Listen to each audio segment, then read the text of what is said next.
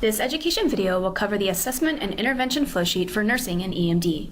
This is used for inpatients within the acute care setting. The purpose of the flowsheet is to document what you see and do with the patient, to document a head-to-toe assessment, to document interventions for the patient, and to document all required screens.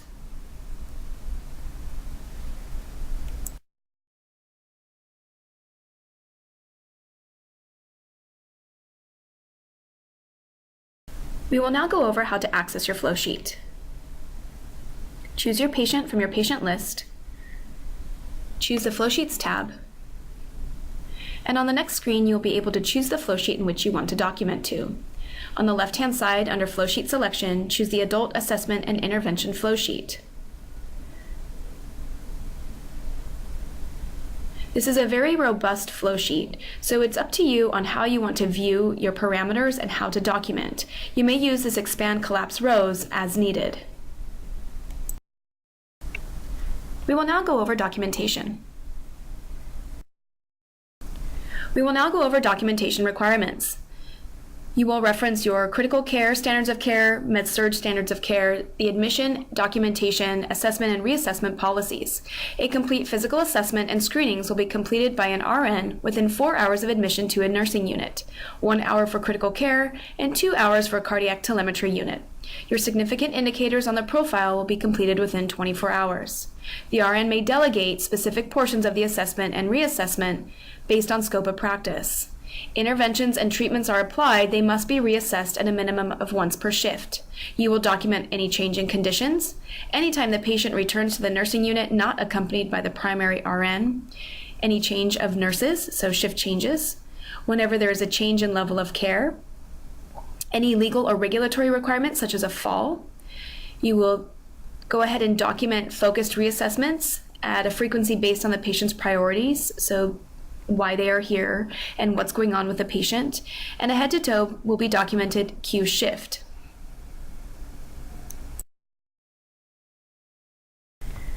When you are ready to document, you will right-click, add a single time column, and then click OK. You want to document in real time at the patient's bedside.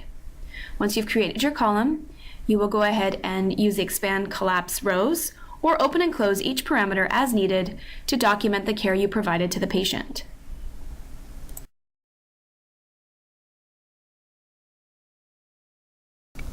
We will begin by looking at the notification parameter. This parameter holds all necessary communication elements. The first one is your SBAR notification. Here there are 5 observations to document to, but not necessary at every point. You will document to the person was notified. There is your situation or critical results. Each field will open by using the addition sign next to the title. You will document to a background and assessment as needed. This is a narrate, so a free text box. You can document any recommendations or responses, so what was done based on the reason why you were called. And this is for any type of communication as far as how you got in touch with the physician or the other member. We have a notification of admission, so this is where you're going to document those questions that are on the profile. Basically, if the provider or a family member was contacted. Your treatment refusal sits up here, so anytime the patient refuses any type of treatment, you may choose from this pick list. You can document that you provided instruction to either the patient or a family member or whoever is at the bedside. If you can't find what maybe the patient's refusing, there is a free text at the bottom where you can go ahead and enter that data. Again, after you've provided that instruction, you want to document to the interventions that you've educated to the risks and benefits. You're going to add this to your plan of care, and if there's any further actions, you will document them there. You want to make sure you evaluate that the patient either understands, they continue to refuse, or they understand and they're going to go ahead and agree to the care. We have our communication needs, so anytime you use a translator or the Stratus device, you will document that information here. And your chart check that is done at the end of every shift or before a patient transfer.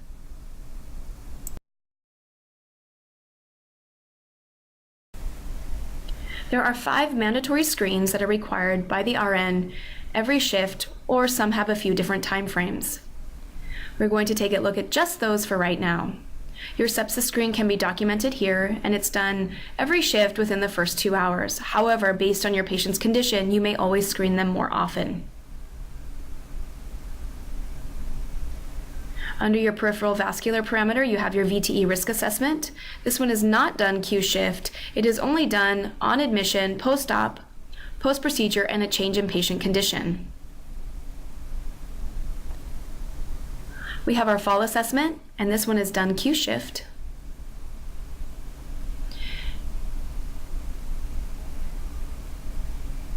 Under our musculoskeletal, this is for the Whittier campus only, and this is our BMAT, or Banner Mobility Assessment Tool. This will be done Q-shift. Under skin, you have your Braden risk, which is done a minimum of Q-shift. And right below that is a safe patient handling plan, which will be done by the Downey campus only, and that also is done Q-shift. We will now talk about WDLs, or within defined limits. We chart by exception within EMD. So most body systems have a WDL, or within defined limits definition. If you hover over the blue triangle, you'll be able to see the full definition for that WDL. When it's time to document, you'll be given 2 options. Note the observations below, or the list. These are actually exceptions and are not necessary to document to unless the patient doesn't meet the WDL criteria. For example, if my patient meets everything in that little yellow box that just populated, I will choose the option of WDL. I will click OK. The system likes to prompt you into the next field, but since we're not charting there, you may simply hit the cancel option and move on. Here you would save, and that would be all you needed to document from a neuro assessment. However, if the patient did not meet all of the criteria, you would choose WDL accept and then document to the areas in which they did not meet the WDL. For example, maybe under the arousal level, they were only arousing to pain. So you would enter that data point, click OK, and then locate the next area, say mood and behavior. Maybe they were agitated. You could say OK. Again, it's going to prompt you, just hit cancel, and then you would save this information. And this is what you would document if the patient meets almost all the criteria except for a few things. You will note that most of the body systems hold a WDL, as well as our IVs, and other areas you may see a WDL, maybe our falls, some of the interventions. So just be sure that you're understanding and you know what the WDL definitions are, and it will make it easier to document, and you will know what you don't have to chart to.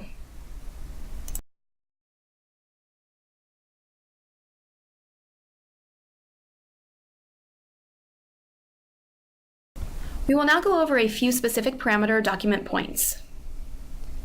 The first one we will talk about is a pain management parameter. Within this parameter, you will document not only your initial or pain assessment, you will also document your reassessment. So the pain assessment parameter is for all patients. You will note the one below is for critical care only. The top 2 observations will be for reassessments.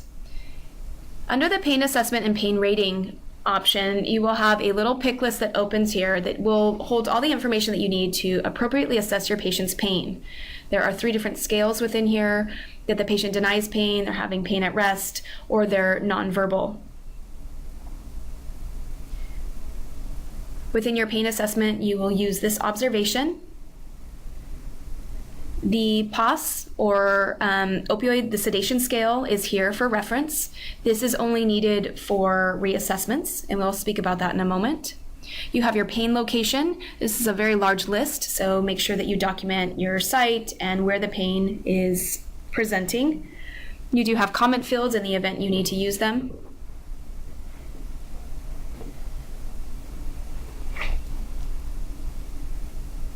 You have your description of pain.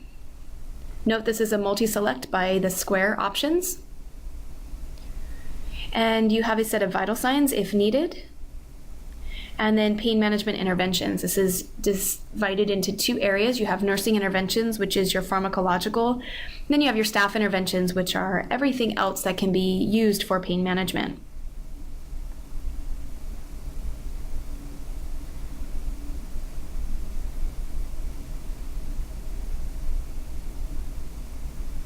You also have behavioral indicators of pain, the last option.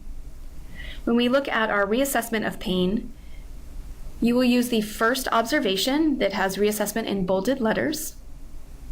Here, when you open up this pick list, you have 3 elements you need to document to, which is the patient's pain scale, their response, and their sedation and respiration scale. What I want you to note is that for a WDL for sedation, you have your options here. If the patient is meeting anything outside of that, then they are not hitting the WDL, and that's when you need to use the separate POS scale to document appropriately. You also document to any side effects, and if you had to intervene.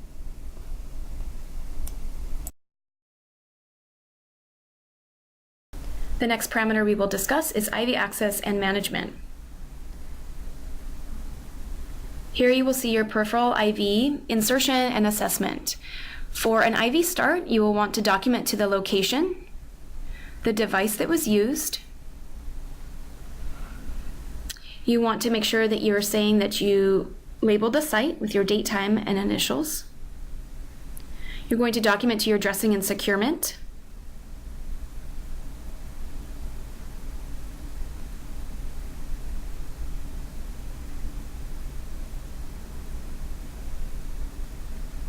We will come back to the site signs. For insertion date, you can use the Insert Now button. This is going to apply the date, but remember the time column that you created is the time of the IV start. And this is saying your initial IV start and the number of attempts. And if the patient tolerated well or they had discomfort.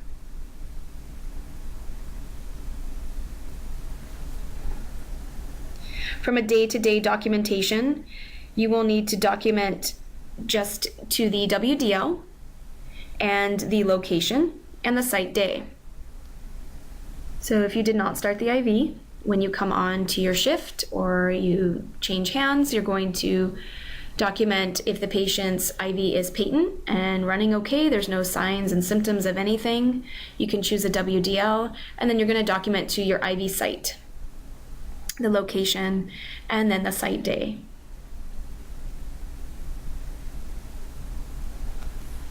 If you assess the IV and you note that it is not meeting your WDL and maybe there are site signs and you need to remove the IV, you will go ahead and add a time column for when you're removing the IV.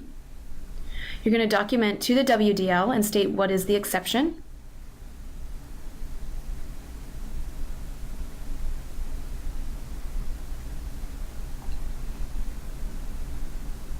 We're going to go ahead and document our site, and then drop down to the site signs where you can document as many of those signs that you've assessed. You're going to scroll down a little bit further to the removal indication and the removal date. You can document to any device interventions if need be, so hot or cold.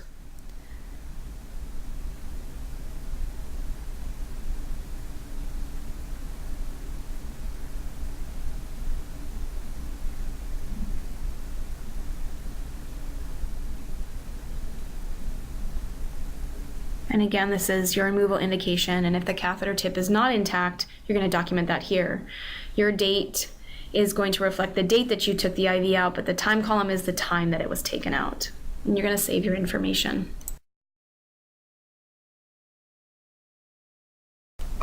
The next parameter we will discuss is blood documentation, and this applies for the Whittier campus only.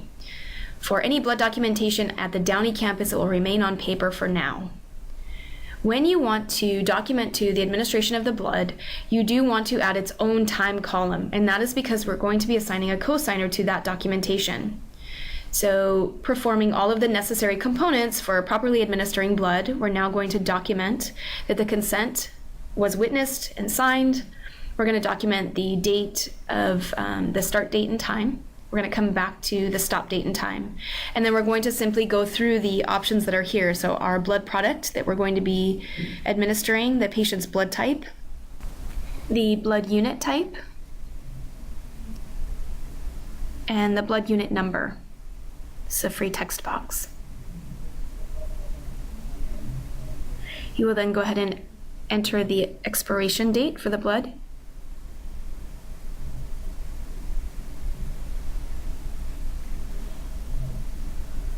And then I like to skip this part and come back to it as a reminder for verification. So you can go ahead and cancel out of here. You can address any the filter or whatnot and enter your first set of vital signs for the patient.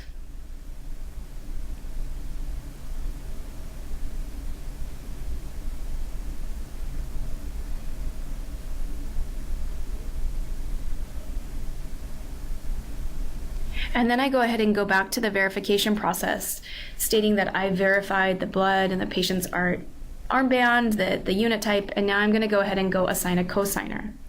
So I like to do this piece last so that it prompts me in the right order. I'm going to go to the left-hand side, choose Save Options. You will see a box for cosigners. Go ahead and place a check mark in one of those boxes. Choose Other, and you will type the staff member's last name and choose a search option. Choose them from the list, and then you will say OK. You will see their name populate in the box. You will then need to save your documentation, and then very importantly, uncheck their name over in that box. So remove the check mark before you move on. Very important, otherwise you will assign them to any documentation that occurs thereafter. Anytime there are vital signs taken during a blood transfusion, the vital signs should be documented in this parameter only. So it's really important to communicate this to your CNAs or techs, whoever's helping you with vital signs. The RN must do the first set, but based on scope of practice, they can assist with the remainder, but it must go in this parameter.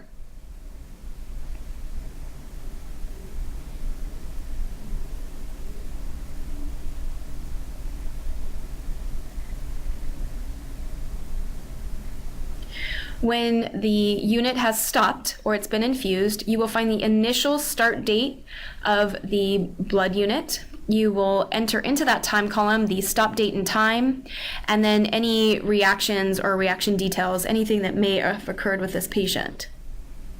And then you will save this information. It is okay to go back to a prior time column, even if you didn't document in it, but we want to keep that documentation together. The next functionality is called Add Parameter. Every patient is provided the same adult assessment and intervention flow sheet, but not all of our patients are the same. So in order to document appropriately, you may need to add other parameters into your documentation. You will do that by right-clicking and choosing the option of Add Parameter. You will note there is a very extensive list here. The areas that are bolded means that's the header it's going to go under, or it will have its own separate header. By opening and closing using the addition sign next to it, you will see what is available to add underneath. So there are all types of options. So we had PCA, we have our arterial venous sheath assessment, there's fall risk. There are many add parameters that you will need to learn that are more frequent for your floor or unit in which you work. One that we will look at today is our restraint parameter. So if your patient is placed on restraints, you will need to add this documentation into your flow sheet so that you can document appropriately. We have two options for our restraints, which is violent and non-violent. I'm going to go ahead and add the violent so that I can show you all of the options that come with the restraints. When you're ready to choose or add the parameter into your documentation, you will highlight the option of what you want, choose the Add button at the bottom, and you will see it populate to the right. You will then click OK, and you may need to look for it by scrolling through your flow sheet. And sometimes it's a little bit slow as it's pulling that documentation in. So I know restraints will be added towards the very bottom of my flow sheet, so I'm going to scroll to the bottom. I can single click on the blue header and it will open up for me. Here with violent restraints, there's just one extra parameter, but both restraint parameters have the new orders only parameter, which you will document only if you receive new orders for the restraints. You will need to answer those 3 questions. The blue area is your RN assessment that's done every 2 hours, and that's for any type of restraints. And the last one is the monitoring for the violent restraints for your sitter or safety companion who is at the bedside with the patient. This education video was simply an overview of some of the functionality and content available within this flow sheet. You will need to work with it alongside with your patient to identify all of the possibilities for your documentation for the care that you provide to your patient. So please ensure that you have ample time to work with this. As you can see, it's very robust.